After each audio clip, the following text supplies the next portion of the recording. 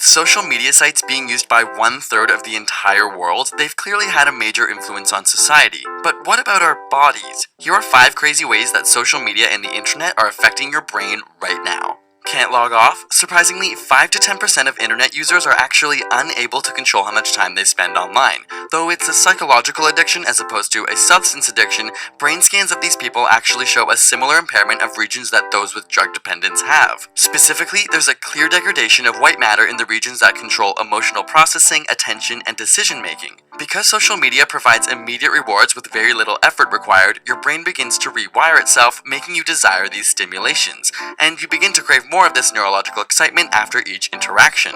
Sounds a little like a drug, right? We also see a shift when looking at multitasking. You might think that those who use social media or constantly switch between work and websites are better at multitasking, but studies have found that when comparing heavy media users to others, they perform much worse during task switching tests. Increased multitasking online reduces your brain's ability to filter out interferences and can even make it harder for your brain to commit information to memory. Like when your phone buzzes in the middle of productive work. Or wait, did it even buzz? Phantom vibration syndrome is a relatively new psychological phenomenon where you think you felt your phone go off, but it didn't.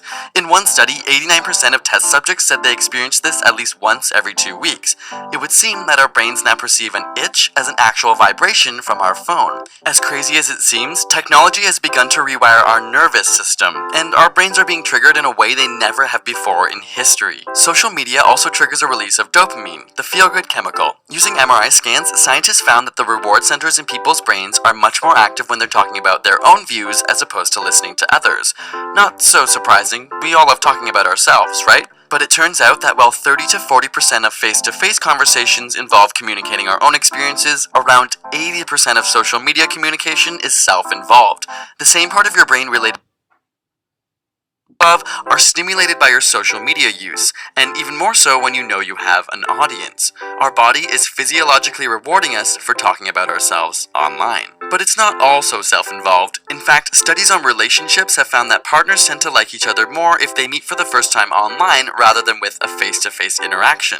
Whether it's because people are more anonymous or perhaps more clear about their future goals, there's a statistical increase in successful partnerships that started online. So while the internet has changed our verbal communication with increased physical separation, perhaps the ones that matter the most end up even closer. Speaking of social media, we had you ask us questions on Twitter, Instagram, Facebook, Tumblr, Google+, and every other social platform we could find, and did a Q&A video over on ASAP Thought. So if you feel like getting some insider info on ASAP Science and behind the scenes, check it out with the link in the description. Got a burning question you want answered? Ask it in the comments or on Facebook and Twitter.